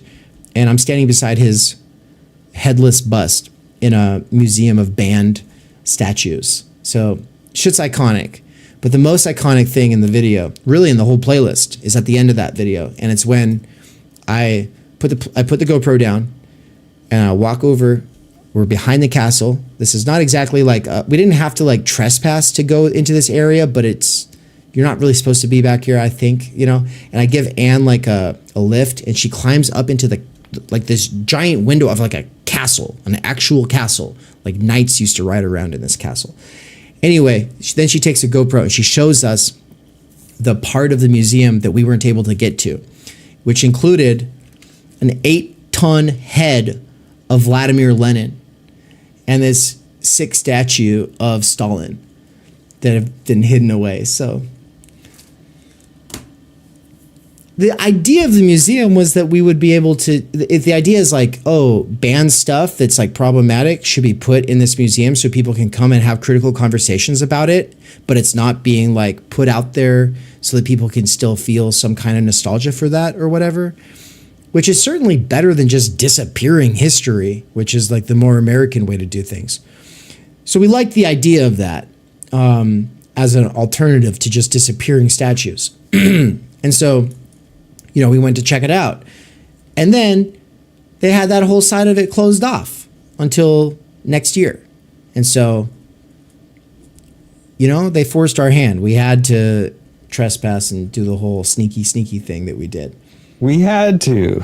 Plus, it's Germany. It's not fucking North Korea. They're not going to put us in prison or whatever. Like, they're just going to say, don't do that. Bullets are fucking scary, dude. Yeah. No. Like, that's fucking scary. This was the most American tourist transgressive thing we did on the whole tour. I promise. We weren't like that most of the time. And keeps me in check most of the time. All right, but we'll get back to reading now. It sucks that Kant's actual grave is in Russian territory now. I know. How did they get him? It's because Prussia got divvied up that way, I guess. I don't really understand geopolitics, but Salamoon, it's good to see you, man. How you doing? No, please put the French guys up there. Charles Darwin. Yeah. All right, back to it. 3, 2, 1. Energy without time and time without energy. For the listeners who do not have eyes on screen, that includes you, Audible, energy without time and time without energy are hyphenated in the way Heidegger hyphenates compound concepts. All right? Energy without time and time without energy. These have to be understood as wholes. Energy without time with the potential to repeatedly invest in oneself or sacrifice for others results in anything from boredom to anxiety, whereas time without energy, resources, and community to cultivate and sustain our higher human capacities leads to exhaustion at best, depression and nihilism at worst. I suspect what I am calling angst or nihilism overlaps somewhat with what gets understood in psychiatric terms as either anxiety or depression, but these are labels for conditions assigned to humans understood only as brains belonging to laboring machines. No therapist or psychiatrist I ever met sat with. I'm going to fix that one. I know most of the time I'm going to sit here and actually, I'm going to start. Okay. No therapist or psychiatrist I ever sat with bothered to ask me about time energy, much less other obvious and important environmental and habitual factors that influence brain development and mental life. So suffice it to say, I take these DSM-5 categories, diagnostic categories, ADHD, bipolar, etc., with a grain of salt. Though they can be useful descriptions of patterns of behavior or experience, they are also overly relied on and applied in a sloppy and convenient manner. In many cases, such terms have become a modern form of scientific astrology, so I will, in this work, bracket them out from my analysis altogether. One thing, time energy and its related concepts will clarify are the ways One thing time energy and its related concepts will clarify are the ways in which the standard institutional understanding of human nature is flawed. If we cannot get that right, then we have no hope of overcoming the crisis or deadlocks of these exhausted... See, now I'm fucking up constantly. I need to take a break. All right, you know what we're going to do? We're going to take a break. I've done this before. I read Waypoint as an audiobook. That's this one right here. Still has my old influencer name on it, Theory Plebe. You know, I'll put a new edition of that out eventually that will have my real name on it. But without the burp? With what? Or you'll keep the without the burps? Or I might keep the burps. I might like just add like a new. I'll include the publisher statement for Theory Underground, and I'll say warts and all, and then I'll say or burps and all. Like, here's what people don't understand when they want me to go through and edit out like a burp or like a little stutter or something like that. You're asking me to spend more of my time and energy that is precious to me doing something that shouldn't matter if you've got your head in the right place. And there is no amount of money that you can plausibly spend on anything that I have to offer that actually makes it worth sitting there, listening to my fucking voice, checking for errors. You know how neurotic that makes a person? Fuck you guys. Most of you guys are cool. I mean, like 98% of you guys are cool. But to the people who really like think that that needs to be fixed, do you know how neurotic and narcissistic you're making people who have to sit there and like look over their own? Of course, okay. Oh, I could pay like an editor to do it. You know how much money I get from this? None, dude. Come on. It does not recoup my cost of living. So shut up. Like I'm going to pay someone else to go and edit it? No, that's ridiculous.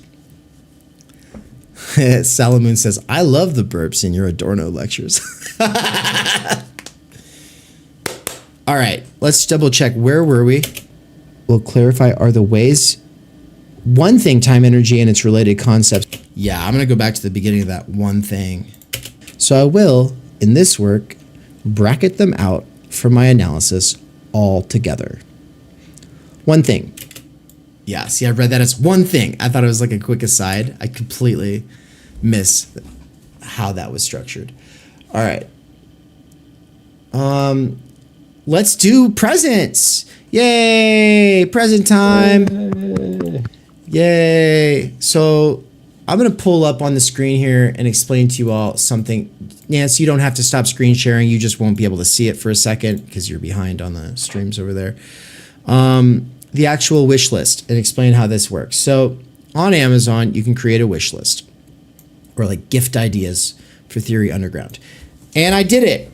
And I didn't really know if people were going to actually get me anything or not. I didn't have super high expectations or anything like that. But no, I mean, this is amazing. Like people really showed up and, got me some things that I've really wanted, some things that I've felt like I need. And so, I mean, I don't need these things. I don't need anything on this list, but that's kind of the point for people with gifts. Like they want to get you something that you don't really need, right? So right now what it has on it is stuff like, I put OG Rose's new book on there. I've got a Philips Hue smart plug. It's a white smart plug. Why would I have a smart plug on there? Well, you might see this like whiteboard behind me. Check this out. I can go like this. Let's see.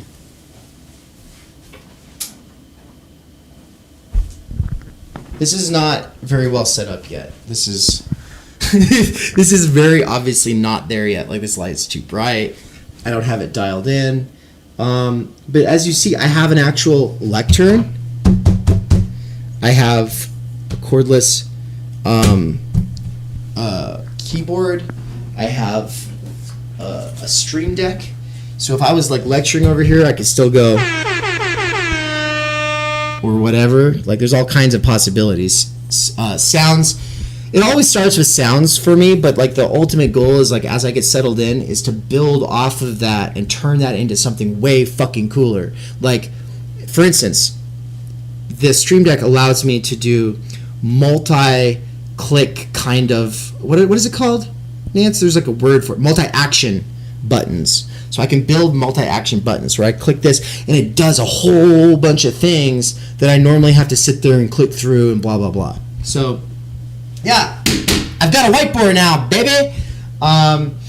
First gift was, I'm not going to go get it from my bed, but Josh got me a weighted blanket. So, I mean, that's like the coolest thing ever because when we were on tour, we were staying in Kingston, Ontario, at Swole's house.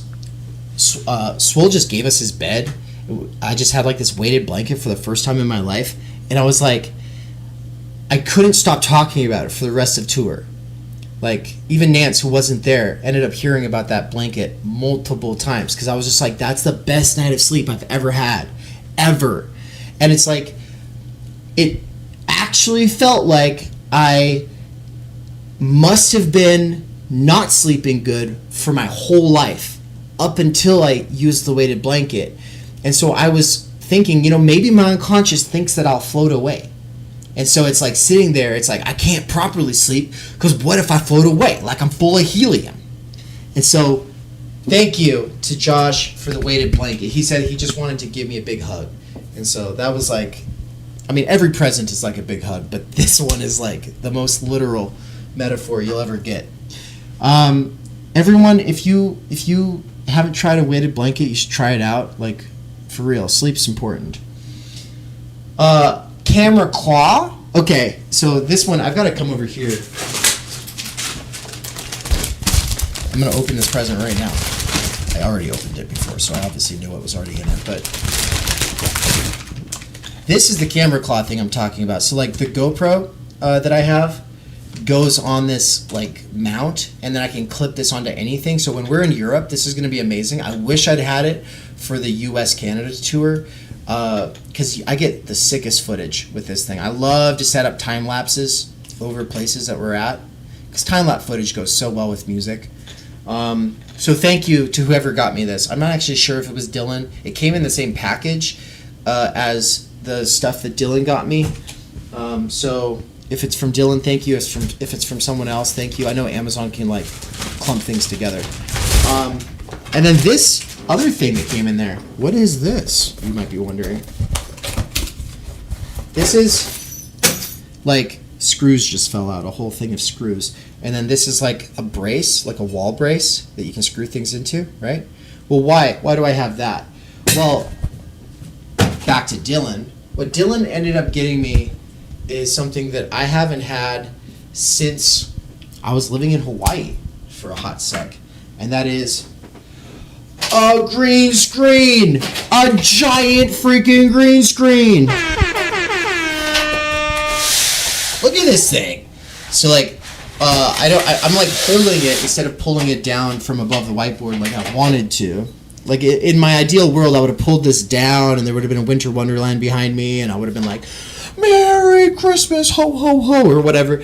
But I can't be as theatrical right now because I don't have the drill to mount this. The drill is actually in Reno and I'm going to Reno this weekend, so I'll get the drill as well as my other things, and then I'll be able to mount it. But look out, world.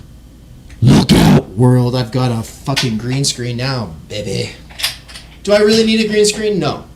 Will the green screen enable me to do crazy cool creative things that I want to do at the spur of the moment? Who knows what, when, where, or how? Yes.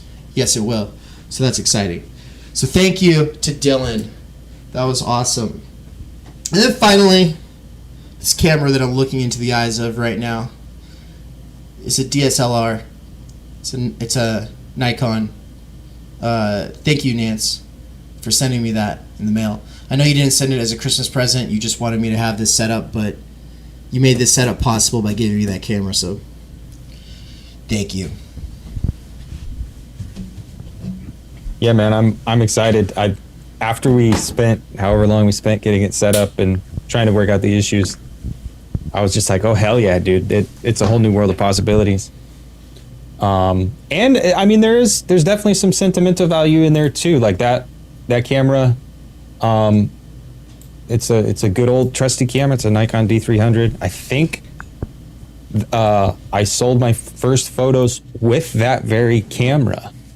So there's definitely a lot of, I don't know, Christmas spirit wrapped up in that motherfucker. It's awesome, man. Yeah. Mihaw's in the chat saying, God damn, she's professional and all. You need a third cam for doing weather forecast. Happy to see you so hyped up with your presence. Or with the presence. Yeah, thanks, Mihao. Look, guys, I love it. It's corny and silly to get all excited for things, but also, fuck it. I don't give a shit. I appreciate it. It really does mean something. So, the Philips Hue Smart Plug, though, as well as the 100-foot RGB LED strip lights that are also Philips Hues, what those are all about is being able to set up this space to be a smart space so that I can like hit a scene change on the Stream Deck it will switch to that camera perspective, and that light will turn on, and I won't have to sit there and adjust it. It'll already be at the perfect setting, so I just don't have to think about that. I could just like go click, and then boom, the multi-action shortcut I'm going to set up will actually turn on the correct microphones and turn off the other microphones, and it'll just optimize everything. I can just do it once, and then it's my objectified labor, and it's still useful to me repeatedly over and over again. So that's cool. What else is on here? Oh yeah. So to really have this space be where it's got to be, I need to have multiple Bluetooth headphones connected to a device that's connected to the computer, because currently when I set up multiple Bluetooth through something like, say, Voicemeeter, it gets all staticky and weird most of the time. I've made it work once, but it's not reliable. It's not good. So that Bluetooth there, I think that's important. This mini projector, I want to, in the same way that I have the green screen, I also want to be able to project in the actual room onto that whiteboard space. The label maker, I've always thought that would be cool, and then eventually we will get there technologically. And now it's real, and so I just kind of want to experiment with it, making stickers and shit. I can imagine making custom stickers for people on tour, for instance. Like, who knows? There's all kinds of, punk rock shit we can do with that. Yeah, dude, Time Energy stickers fucking all day. Plus, like, the propaganda at the end. Yeah, exactly. We'll talk about the propaganda at the end later. Thomas Sheehan's Making Sense of Heidegger. I think that this book is going to be foundational for me. It's expensive as shit, though. I don't understand why it's so expensive. You can find it cheaper somewhere else. For the love of God, please. Also, if people are just fanboying for Ryan Gosling, my cat, you could always get him food. He loves food. He especially loves gravy bits. And this Fancy Feats gravy bits, like, he goes crazy for it. I think it's all he thinks about. Like, every time I see him, he's all, and then I just sit there and I rub his fat belly and I say, "You're too fat. You're too fat. I don't want to kill you with a heart attack." And he goes, okay. And then I've got these fractional micro weights. If you want to see me get all meat-headed out, fucking send me those. The rest of this is like to overpower my computer. Like right now, it's running on like an older CPU. Its graphic card is like 7 years old, but it's still like one of the best that there is. And so there's just certain parts that can be fixed and made better. And so I've just got some computer parts you could buy me. And then finally food. Just like in the same way that bands on tour often get gift cards for like Subway and Taco Bell and Panda Express and stuff like that, I have all of those, as well as Red Robin and Domino's Pizza and an Airbnb gift card. That's a big deal, Airbnb, especially on tour. So I know some people, they're like, well, I don't want to just give you money. I want to give you something specific. These are like specific things for the virtual classroom, for the studio space, for the tour, for my scholarly work, for my cat, for my actual strength training, and for the main means of production, this desktop computer itself. So that's my plug for the wish list. There you go. That's what that is. So thank you, Josh. Thank you, Nance. Thank you, Dylan. Thank you, mysterious fourth person. Y'all rock. I also got someone gave me $5 on PayPal within the last month. Whoever you are, you also rock. So thank you. All right. We didn't lose everybody sitting there talking about the wish list. Now we can get back to the book. At least finishing out this chapter is what we get to do. I wish I could just read the whole thing all the way through, but like I said, I got to go do stuff. So I'll hopefully get to do another one of these streams with Nance in the near future. Let's see, is this where we were? Modern form of scientific astrology. So I will, in this work, bracket them out from my analysis altogether. Okay, let's go.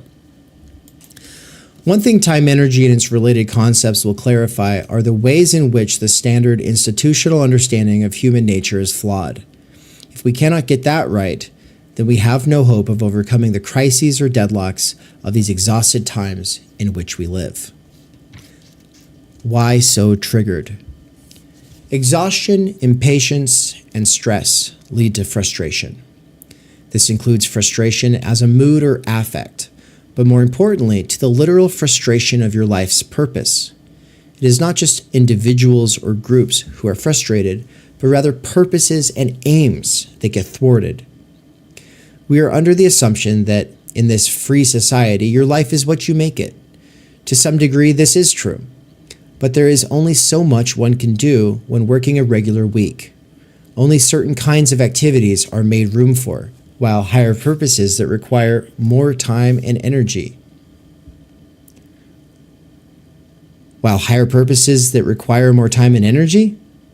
Those suffer. Every New Year's Eve is a sobering reminder. Some of us feel a lot of motivation to get it right this time, to hit the gym, practice a musical instrument, read some books, learn another language, get more involved with our community, and develop stronger relationships with loved ones. But we have work to do. Work takes our time, but it also takes our energy. If 1/3 of our lives is spent working, another third of our lives is spent recouping the energy sucked out of us by work. The overwhelming majority of our large energy-infused blocks of time are sold on the auction block of the labor market.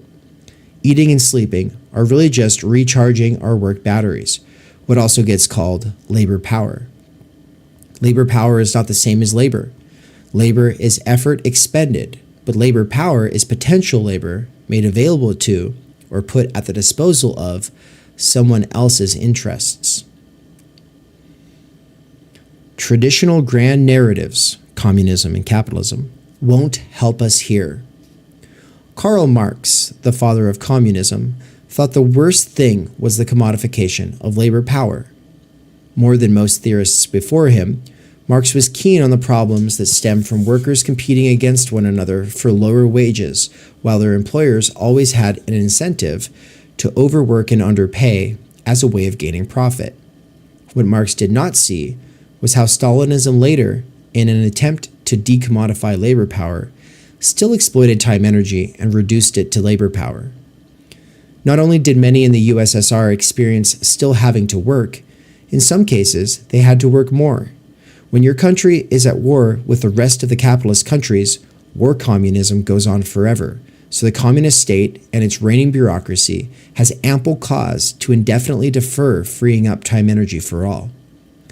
We will have to come back to this later. I only bring it up now so that those who see me using the term labor power and talking about its commodification do not then suppose I am more sympathetic of communism than capitalism. The actually existing versions of both are not something worth defending, and the ideal theoretical versions pave no realistic way forward wherein we have our time energy. I can be sympathetic to arguments on both sides of the communism versus capitalism divide, but those are old words belonging to a previous century's struggles. If we have learned anything, it is that no social change that comes from above or below, by means of revolution or reform, has a chance of making positive, long-lasting, and broad changes for the good of all if it does not have a thoroughly fleshed out understanding of time energy that gets centered and prioritized.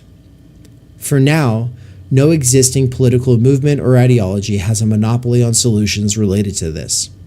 Political struggle and economic scarcity and competition bend all technological developments to the beck and whim of the war machine or of private profit-focused ends. So we keep working ourselves into the ground as our families grow distant and the communal fabric of every locale rips apart. Eat, sleep, work, and the repetition of these activities takes priority or we are made to regret it. We consequently collapse into burnout under the weight of our own expectations. How often we burn out, how we treat ourselves and others when burnt, and how fast we bounce back, develop the primary character disorders and personality dispositions that define us in a burnout society. We can get addicted to the results of this lifestyle if we are able to find meaning in it, but many are not. Those who can make this lifestyle work for themselves are like addicts. Addicts love company. So we are always being sold on this or that lifestyle fad, job, that offers to make a virtue out of the necessity imposed on a work-centric social order. Addicts love company. A father tells his children that he will pay their way through college, but only if they study business or something that will make them help them wealthy. He told me his goal was to hustle and grind until he made his first million, then retire early to live off the investments that will work on his behalf. A few years later, this hardworking father and husband told me, "I will never retire." I asked, "Why this change in plans?" He said, "I don't want my children to see me doing nothing with my life, sitting around playing video games." What happened to retiring early to focus on relationships, skill development, and passion projects? He said that he had learned something important about himself. "I want to do those things, but inevitably will just play video games. I don't want them to see me like that." To be a good example is an undeniable pressure felt by any well-meaning parent. To make a virtue of economic necessity is likewise understandable. You might not have the time and energy to invest in relationships, skills, and activities if they don't turn a profit, but at least you can pay your kids' way through college, right? If chronically busy #hustle lifestyle enthusiasts would make themselves exceptions to the general rule and #grind so that others did not have to, that would be one thing. It could even be seen as an admirable sacrifice. But instead, like all addicts, they want you to join them. If others do not take on similar responsibilities and stress, then the workaholics will never feel understood. Like everyone, they want to be recognized for their achievements. But recognition without effort is just words. For recognition of your effort to mean anything, those doing the recognizing must first undergo similar experiences, living a lifestyle stretched between profit and burnout. If others will not join them willingly and express admiration and appreciation in doing so, then achievement junkies entice us with rewards like college tuition payments, experience for our resume, or wages. Such rewards are not gifts, though. My friend, the father mentioned earlier, is working hard to make sure his kids get to go to college. We could say they are lucky in a sense, but I feel bad for them. This gift comes at too great a cost. They are being pressured to pursue higher education for money, not to qualify their lives in the pursuit of knowledge and research in a community of truth seekers. Most of the people who find time-energy theory useful had absentee or distant parents who, even if they provided materially, failed to sacrifice time and energy into their relationship in any meaningful way. Some of the most privileged kids, in fact, got the least amount of quality time with their parents. If all the material advantages you ever had were ultimately given as proxies for a real relationship, or even worse, as carrots and sticks used to manipulate you, then it is hard to call that privilege. Time-energy lack unites us all. Not just one's own individual time energy, but the fact that loved ones don't have it, or at least did not, when it mattered most.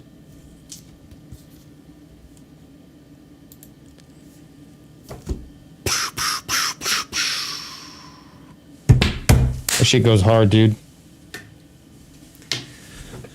Thanks, man. I'm hoping a couple people watch this and then go, "Oh, damn, I actually need to read that."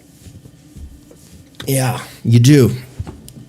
I sold more copies than I planned or expected, but that doesn't mean that anyone actually read them. So far, I know that at least 7 people have, because at least 7 people have like told me, not just that they read it, but they've talked to me about specific parts of it and like what that did for them. And I know Daniel Gardner, we know he read that book because he wrote like the most thorough review of a book I've seen in a while. You can check that out over at the OG Rose Substack, or like a small excerpt of it on the Amazon review. A lot of people who bought the book didn't buy it from Amazon direct. They bought it from Theory Underground because it is a bit cheaper there, which means that the Amazon purchasers are in a special position. Okay, Amazon purchasers, you spent a little bit more money. You can give it a review as a certified buyer. Okay, that actually matters. And so I hope you will go give it a review if you have bought it and you have read it, because then, I mean, if you give it a thoughtful review, then I will know that you read it, and that makes me feel like I'm not wasting my time and energy, right? But yeah, I've got a lot of people who are telling me that they've got it, it's sitting there, and they keep thinking about how they don't have the time and energy to read it. And so, but then I see those same people go around using the term and they use it incorrectly. And so don't stop using the concept incorrectly. Go read the book first. Like, I want you to be able to use it, but like when you use it incorrectly in public, I'm like, it's supposed to be intuitive. Yeah, and it's supposed to be intuitive and kind of resonate even if you do just mash the words together, that's cool. But when people just mash the words together, they treat it like we're talking about batteries in individuals, and it's already a social communal resource. And when people don't get that, or they don't get the sustained repetition aspect of it, or they don't get like the fact that you don't really have it, like we can talk about it, having it or not having it in like this like loose form, but like you don't have it. Like society would have to change for you to have it. You don't have it. Like even if I have relative time energy, it ain't time energy in any serious sense. Sorry, what were you gonna say? First, and yeah, like we talk a lot, I think less often now, but for a while we were saying relative time energy a lot. And I think we've both kind of pivoted to being a little more clear, but we do still often talk about our relative time energy. And that relative, that word is super important. But the book is a quick read. I think the first time I read that draft was like 2 hours. And I obviously went hard, like zapped through it. And I don't think that's the best way to read it. But it's a quick read. Like, yeah, instead of scrolling, I don't know, TikTok or Reddit or Instagram or whatever for half an hour, just read the book for half an hour every day, and you'll have it done within, a week or two. Or set it next to your toilet and read it on the toilet. And instead of being on your phone, which leads you to stay on the toilet for 30 minutes and then your butt falls asleep and then you're freaking out, like, read the book and you'll either get through it that way or you'll take shorter poops, but you'll still get to read for, 10 minutes, 15 minutes, whatever. Right. So yeah, it's also, as Zizek pointed out, small enough you can put it in your back pocket. I don't know if it's actually small enough to put in your back pocket. I didn't do tests, and who the fuck has big ass back pockets nowadays? So what you can do though is fit it inside of like a purse, fit it inside of like a fanny pack. Like it definitely fits in those kinds of things. It's in my camera bag, my little everyday camera bag that I carry with me. That's not a big one. It's a small one. It's got my camera, my wallet, and this book fits right in there too. I think I need to like roll out a new edition of this with a Zizek preface. I got to talk to him about that. And then it's got to have like, where I say the part where like, I think I said like just a few pages in something about how I worked a bunch of jobs. And so I've got like this sense for this or whatever. Now that Zizek has straight up said that himself, I can quote him saying that there. Like that'd be crazy. But yeah, that's the book, Time Energy. Get on that shit. There's a whole bunch of stuff in there. I have a critique of Ramen D'Angelo and white fragility on the basis of time energy theory. If you guys want to see how time energy theory can be used to just blow apart like some standard toxic PMC bullshit, then get on that. We're going to be doing a lot of that sort of time energy based deconstruction and critique in the critical doxology and time energy seminar, which I'm going to put up right here on the screen. You can see it right there, folks. Yeah, that's it. So if you want a monthly lecture on time energy theory being used to critique various self-help books or hustle and grind books or woke memoir books or whatever, get in there with us. It's going to be like the critical media theory cohort, but different. It's a different emphasis. The critical media theory thing is like something that we all share in a sort of like, it's like the smartphone and like the hyper positivity, like accelerated, like distraction thing we all experience on it. Whereas time energy is like what we all lack. It's just like focusing on the lack that unites us. And I have great conversations with people about critical media theory and time energy where I don't even use the words, right? Because I'm not sitting there trying to be all academic and shit. It's also got like this time energy critique of the schooling system and what it has developed into, not just in the last 50 years, but in the last 120 years, right? It's also got a big old section on critiquing this idea of objectivity versus subjective things, like putting down subjective experience on the basis of time energy. It goes on and on. I bring in some Lacan on the sly. I talk about the PMC critique, why it actually matters for time energy. I critique homeschooling because I was critiquing public education. I also critique homeschooling. And at the end, I get into this, like this afterward, that's basically this, half of the book, where it's basically like the history of labor saving devices and technology being sold as something that would save us labor, but actually has always made it so we have to work more and harder and faster. And why is that? And why was John Maynard Keynes unable to see what was going on there? Why was Rene Descartes unable to see what was going on there? So hope to read more of it soon. How much of that will be live streamed? How much of that will just go up on the audiobook? I'm not sure yet.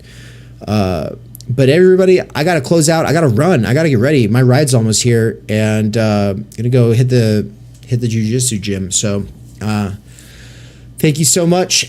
This was a really fun stream. It convinced me that I do want to come back and do stuff on Twitch, even though there's just a few of you. Shout out to Robert Murphy. Shout out to Salamoon DaCosta. Shout out to Weird Solowski, who was here practically the whole time. Shout out to Phoebe. Nance, you were here also. Thank you. Yeah, I was. 2-1 Tough Tony. Shout out. Dangerous Maybe and Snellgrove. FCJJCF. Purple Flush, great to see you. Michael Aguirre. Alexander. Chad. Great to see you, Chad. We've got a lot of Chads in the chat, but one of them is actually named Chad, and that's great. Also, Abdel Rahman Nasser, great to have you. Great to have you. Some of you I'm seeing for the first time, others I've seen before.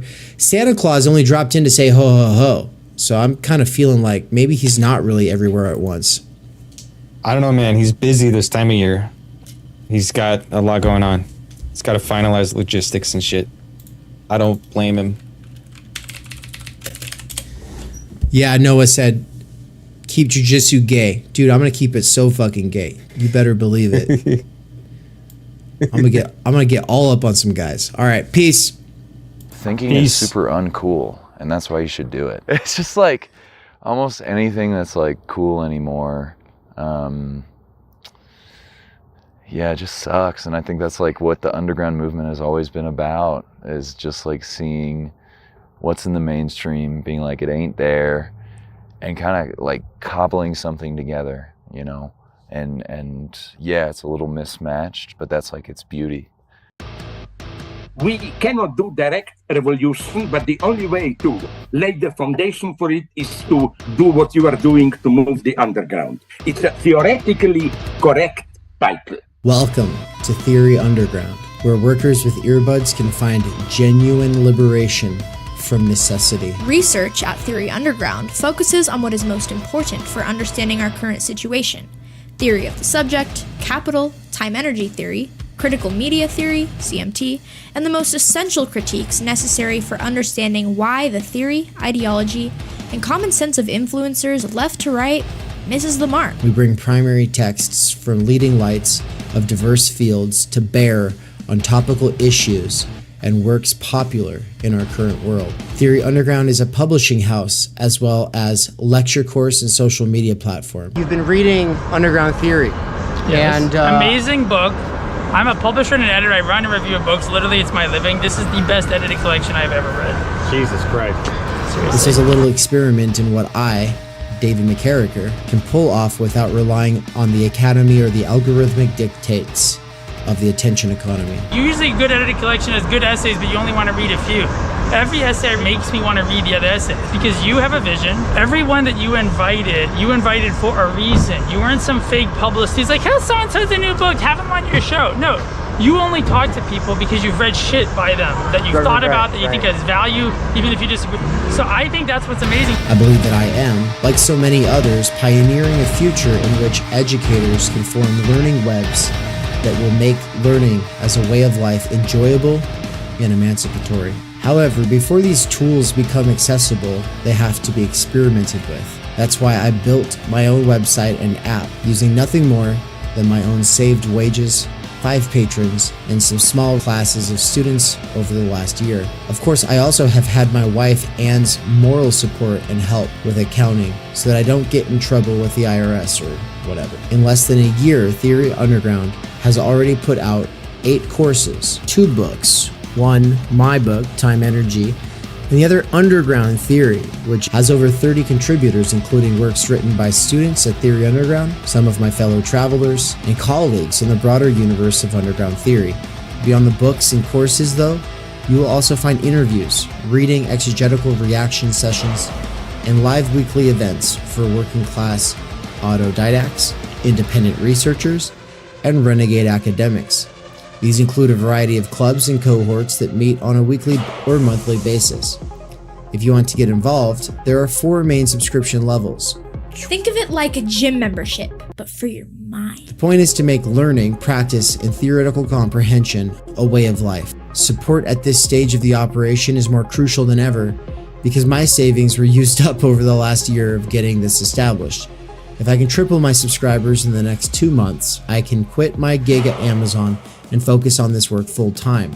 All I need is a few more people at each of the levels or a couple big time patrons who just want to see it happen. Right now I am doing a patron and site subscriber drive, so excuse the commercial.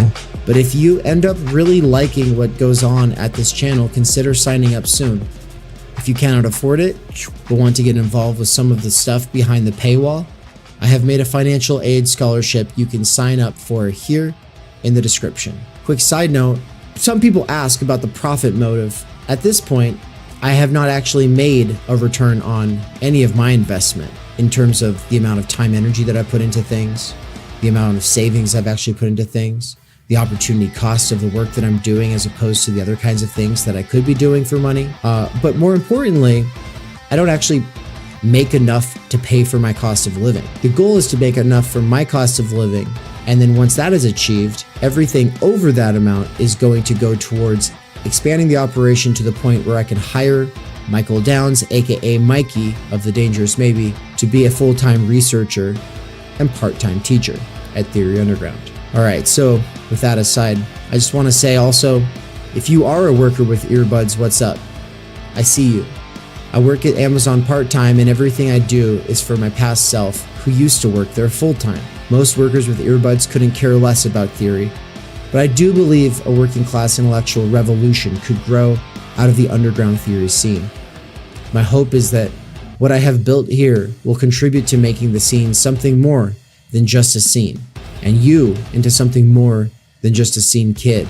We're trying to make this into a real intellectual milieu capable of leading a way forward beyond the imminent crises facing humanity. But for that, we need thinking now more than ever. Start thinking. I hope that you either will or have enjoyed the program, And also make sure to like, comment, subscribe, and leave this playing in the background all the time while you're doing other things. Playing long-form Theory Underground content in the background while you do things has, in the near future, been scientifically proven to emancipate minds from the functional illiteracy imposed on workers by the structural stultification of time energy. This is achieved by reterritorializing circumspective concern. Also, to some degree, it is for the algorithm. Think of it like a gym membership, but for your mind! So